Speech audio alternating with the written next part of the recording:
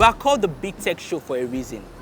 Just look at where we are, the gigantic Lagos State Waterways building in Ikoyi. On our tech menu for today is a conversation on innovation and partnerships on tech for the government, even as Lagos State forges ahead in its journey towards full-scale digital integration.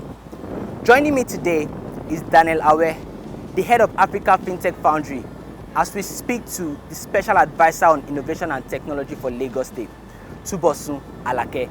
It's going to be amazing.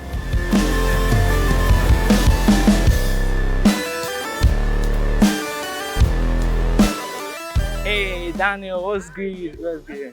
Yeah. Good to see you, bro. Yeah, good to see you. How's it going? Fine.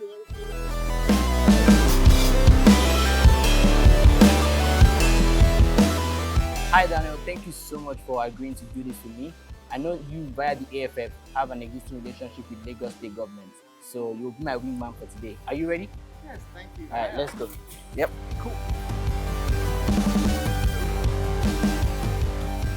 Today on the Big Tech Show, I have two gentlemen at the forefront of technology in Lagos, Nigeria, and Africa.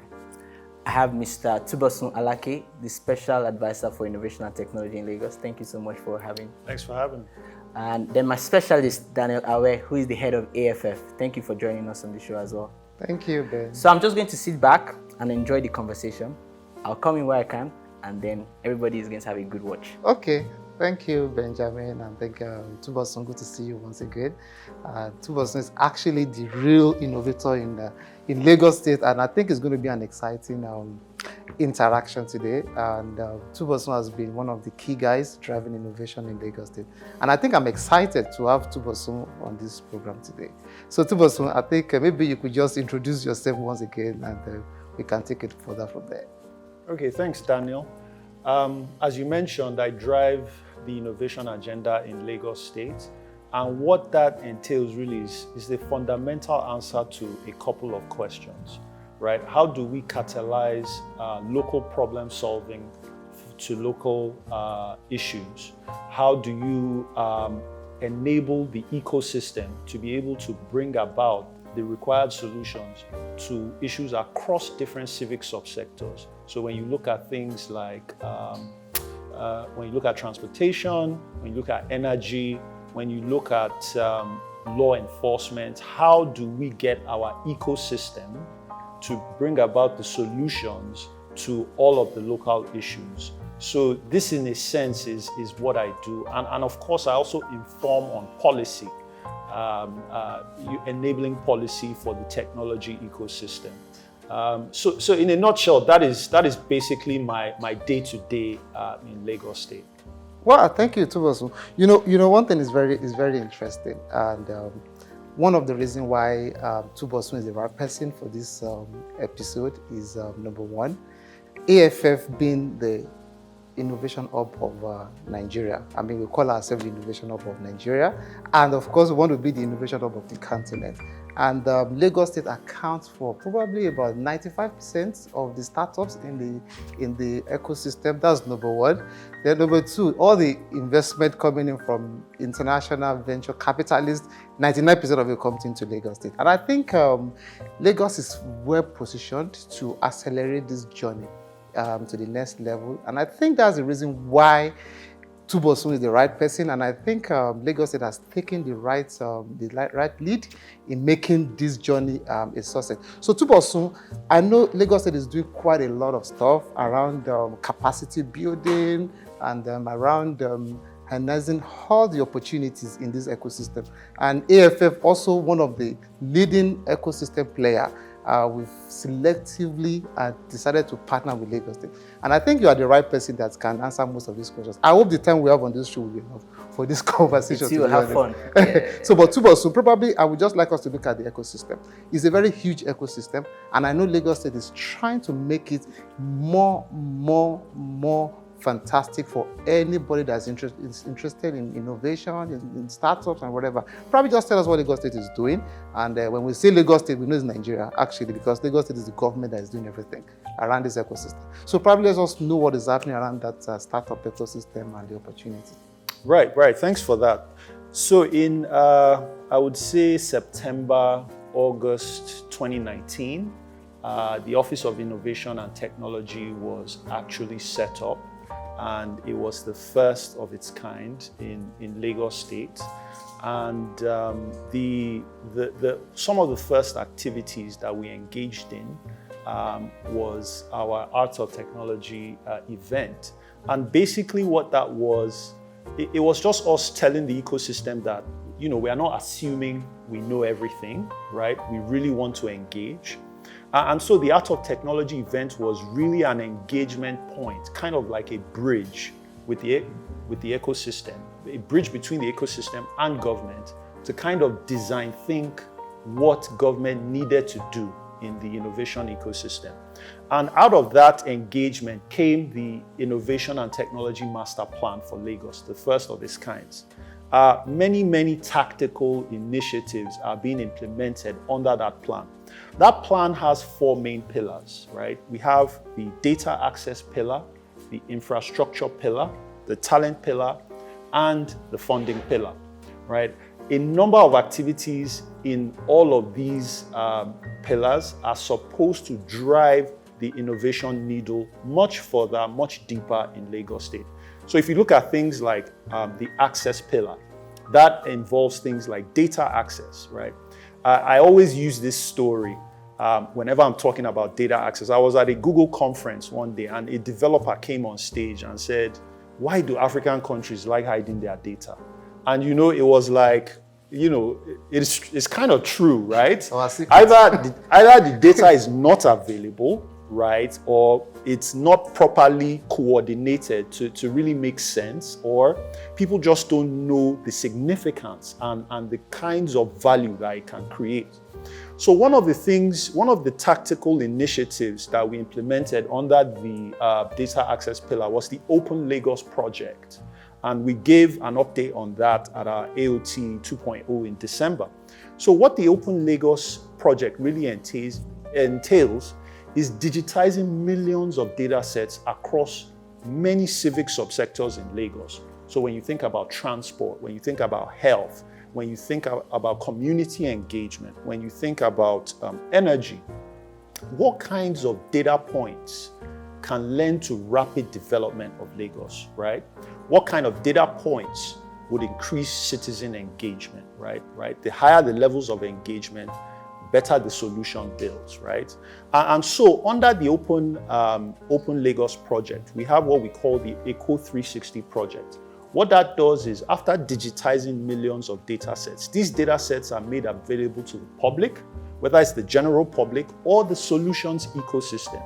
Today, as a developer, if you want to build an application for transportation, or you want to build an application for the health sector, I'm sure it will be very significant to have hospital data, right, that you can validate your solution with.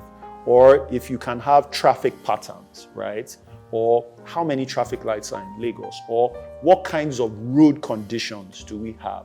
All of these lend to better solution builds, right? And we thought it was incredibly important for developers and for the general public to have access to information, to data about their city, right, that would ultimately lend to better solutions, right? One of our data digitization exercises under the land geographic information system, we saw land titles dating back to 1886, right? So if you go to the Lands Bureau in Lagos, right, under that Open Lagos project, under the new project, the new application that will be launched pretty soon, you want to buy a piece of land, you can see the history of that plot of land back to antiquity, at least in the Nigerian context. The value that unleashes for resource management, for planning, it's tremendous. You know, they say data is our new oil, without overflogging that sentence.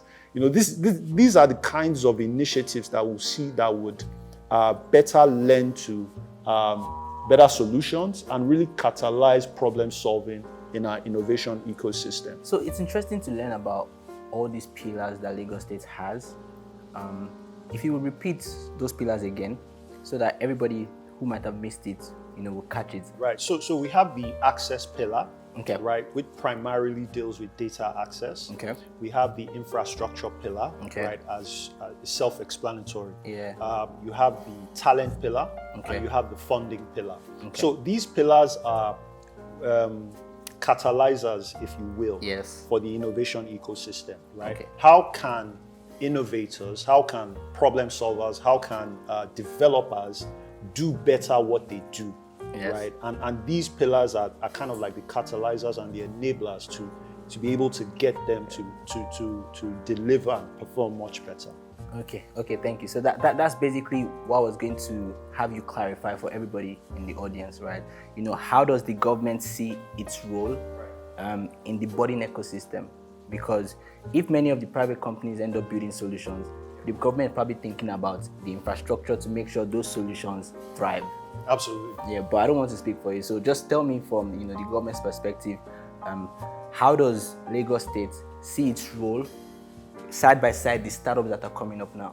Okay, so I'll give you an example. Let me take you to the funding pillar. Okay. So one of the things we ignited in December of 2019 was the Lagos State Science Research and Innovation Council. Yeah, right? That body is primarily responsible for really investing and kind of resourcing startups, right? Innovative startups across different civic areas. Okay. And also really investing in research, right? One of the things we really need to understand is that to be able to create value in our ecosystem, you need experimentation, you need research and all of that. So LASRIC, that's the acronym for the Lagos State Science Research and Innovation Council, have been tasked with that responsibility of really investing in experimentation, science research across our universities, because the universities are very key. Yeah. If you go to developed countries, a Stanford,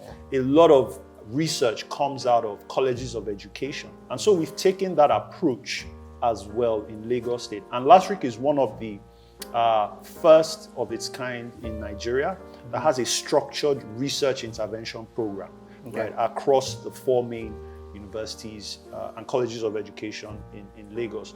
So apart from science research, I mentioned innovating, resourcing startups.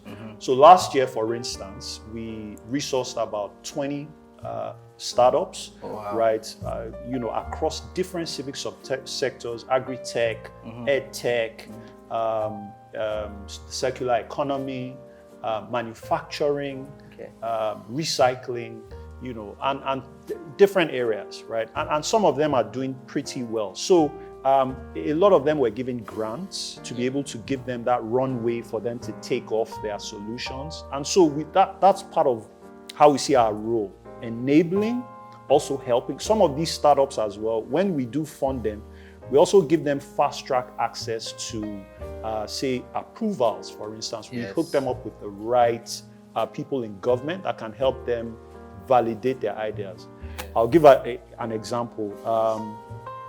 One of the innovative companies we funded last year was called Shifa Tech, right? They built a non-electric ventilator, a non-invasive, non-electric ventilator. And this is particularly important because it typifies local solutions to a local problem. So these are some of the things we see as really enabling the ecosystem to be able to deliver value to the citizens, right? And that's, constitutes a lot of where government sees itself in the ecosystem. That makes a lot of sense. Thank you. Okay, fantastic. I think Lagos State is doing a lot, but I want us to look at the emerging technologies. This is a tech show, We have the likes of blockchain, IoT, etc. Is that something Lagos State is trying to experiment? Are you guys looking at emerging technology to drive all these initiatives? Absolutely, good, and that's a great question. One of the paramount focuses of the Science Research and Innovation Council is really to drive investment in some of these emerging technologies. We have a focus this year in smart city technologies, which of course, some of the enabling protocols will be blockchain, right? But we see that to be able to do that, we first need to resource capacity, right? How many of our people, how many of our young people can effectively design blockchain protocols, blockchain applications? So one of the first things we need to do is train, right? Because if we do develop these solutions, you need to think about sustainability, right? Who are the people that will be maintaining it? Who are the people that would be developing some of the added features and solutions? So one of the first things that we will be doing is actually training people on different blockchain technologies, whether it's smart contracts, based on certain protocols and other solutions along that blockchain value chain. So we think it's very important to develop the capacity and then look at some of the solutions that would be able to help us, drive towards the smart city agenda. When you mention smart city, right, the first country that comes to my mind is Singapore. Okay. I mean, you know what I'm talking about when it talks smart city. Is Lagos State looking like a Singapore model? Well, I'll tell you what, we do have a smart city program, right, that we are currently implementing.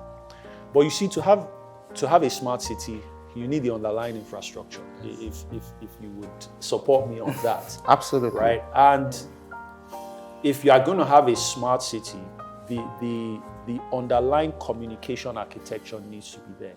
And so this is what is informing our project, our fiber optic project across the state. I don't know if you've seen some adverts on billboards about the Metro Fiber Lagos project, right? Now, I'll explain. This project is really deploying about 3,000 kilometers of fiber optic cable across Lagos. It's actually the biggest infrastructure project in West Africa currently, right? And that is, in a sense, to establish the robust communication infrastructure for any kind of additional applications that you want to deploy, or you have the goals of becoming a smart city. You need that communication infrastructure. So that project, what it's going to do is, number one, connect all government buildings, right? Connect all primary, secondary schools, connect all primary, tertiary healthcare centers, all of these civic things that we require for Lagos State to be livable. Mm-hmm. They can now communicate effectively. Yeah. For hospitals, telemedicine becomes a reality when they have good communication infrastructure. Distance learning, yes, right? You are able to democratize learning much faster, right? The government is able to carry out its work much more efficiently. So we are very much on our way. So today we have about 1,800 kilometers of fiber optic cable already laid. Wow. Right? And we're going to 6,000 or 3,000? We're going to 3,000 in phase 1. Okay. We're going to 6,000 in phase 2. Nice. Okay, excellent. I think I would like something. Let's look at one major problem in Lagos: traffic and energy. When we talk of technology, you want to solve with the real problem. Are you guys looking at solving any of those problems? As you know, Lagos is about 0.4% of the land mass of Nigeria. I mean, if we don't try and solve traffic problem, what are we doing here? Yeah. You understand? So let's know what's in the offering for the Lagosians. Currently, there is a transportation reform plan. The first thing we need to do is diversify transportation offerings. But as we diversify, what kinds of technologies can really help us optimize those offerings? So road transportation, for instance, right? How do we measure road traffic patterns? So part of the Smart City project, we are deploying over 2,000 video cameras. And part of those video cameras will be number plate recognition, right? And so you have certain transport violators, whether it's downfalls or all of those, just taking, for lack of a better word, taking a piss on the roads, right? That constitutes significantly to the increased man hours, right? And so how do you enforce that with not enough physical manpower? You need to deploy technology, right? Yes. And so those number plate recognitions, right, immediately transport or transfer offending vehicles to the command center, and then officers are deployed to try and, rectify all of those, or people that run red lights, or park in places they are not supposed to park. All of this increase the number of man hours on the road. So those video cameras, those intelligent video cameras, for instance, are one of the tools that are being deployed. And in fact, yesterday I saw one of them in operation, right? That was just deployed, and they're also powered by solar panels, right? So if there's no electricity, they will still catch you if you run a red light. Yeah. So that's one of the things. Intelligent sensors are going to be deployed to monitor traffic patterns, right? Of course, you saw yesterday when the governor launched body-worn cameras for law enforcement agencies. So now you have an apparatus that will be very useful in a court proceeding, right? So we have accurate judgments, right? And we have a much more efficient transportation network. So these and many others are things we are looking at. So it's been interesting to learn that Lagos State is thinking about body-worn cameras, CCTVs. I think one big question, right, that I have, and I'm sure Daniel and people in the audience also want to know, is what has been the biggest challenge you faced trying to deliver on your mandate, right? Because I imagine you get a lot of feedback, a lot of people complaining what Lagos doing, but what has been your own biggest challenge in fulfilling your mandate? I think, and that's a good question, by the way, I think one of the biggest challenges is just capacity, right? How can you get people that are qualified to be able to drive the implementation of a lot of this? And while that is getting better, we see that capacity is really one critical ingredient that you require to be able to really implement properly. Funding, of course, is everybody's challenge, right? But I don't see it much of a challenge. I see it as an enabler, really. Your thinking is more focused if you don't have enough money, right? And we are really focusing on certain key areas. So capacity generally in the entire ecosystem, right, is still a challenge. But I think, and that of course dovetails into the educational system. Yes. But Lagos today recognizes that challenge, and of course I think in the 2021 budget, right, education is about 14% of the budget, which is about twice the national average. Thank you so much, Tunbosun. And also thank you, Daniel. We'll play a game. And it's a very simple game, right? I'll call out a word and you make a sentence with it. You have less than 2 seconds.